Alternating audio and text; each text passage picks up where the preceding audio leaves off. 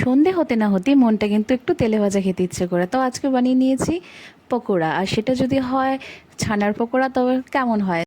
So hello everyone, ছানার পকোড়ার রেসিপিটা share করে নিচ্ছি। প্রথমে নিচ্ছি বেসন, এরপর নিচ্ছি হলুদ, তারপর নিচ্ছি সামান্য লঙ্কা গুঁড়ো, এরপর কালো জিরে, তারপর 1 চা চামচ পোস্তটা একটু বেশি দিতে হবে, তারপরে স্বাদ মতো নুন, এরপর দিচ্ছি বেকিং সোডা, এরপর দিয়ে দিচ্ছি সামান্য চিনি, একটু স্বাদ বাড়ানোর জন্য এই চিনিটা দিতেই হবে। তারপর একটু জল দিয়ে মিশ্রণটা ভালো করে নিতে হবে। এরপর মিশ্রণটা বানিয়ে নেওয়ার পর এখানে দিয়ে দিচ্ছি একটু সুজি দিয়ে আবার মিশ্রণটা ভালো করে ফেটিয়ে নিতে হবে। এই দেখো মিশ্রণটা তৈরি। আর এদিকে নিয়ে নিয়েছি ছানা, বাড়িতেই ছানাটা করেছিলাম। আর ছানার মধ্যেও দেবো একটু হলুদ গুঁড়ো, লঙ্কা গুঁড়ো স্বাদ মতো দেবে, আর এরপর দিচ্ছি জিরার গুঁড়ো, এরপর আসছে ধনে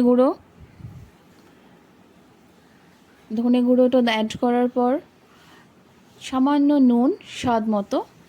এরপর ভালো করে সেটাকে মাখা হচ্ছে।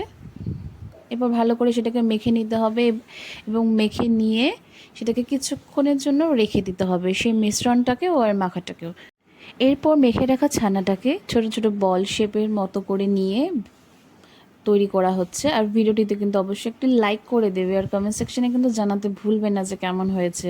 তোমরাও বাড়িতে এটা ট্রাই করে দেখতে পারো। তারপরে ছোট ছোট বল শেপে করে নিচ্ছি এখানে। তোমরা চাইলে অন্য শেপেও দিতে পারো। দেখো এখানে কড়াই হয়ে এসছে, তারপর সাদা তেল দেওয়া হচ্ছে।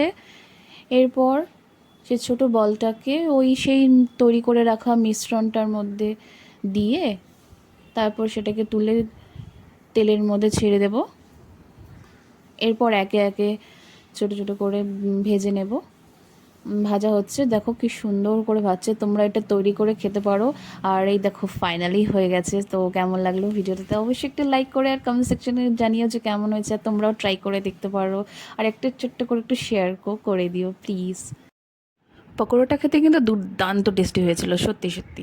তোমরা কিন্তু অবশ্যই ট্রাই করে দেখো। তো so thank you for watching. Thank you everyone, tata.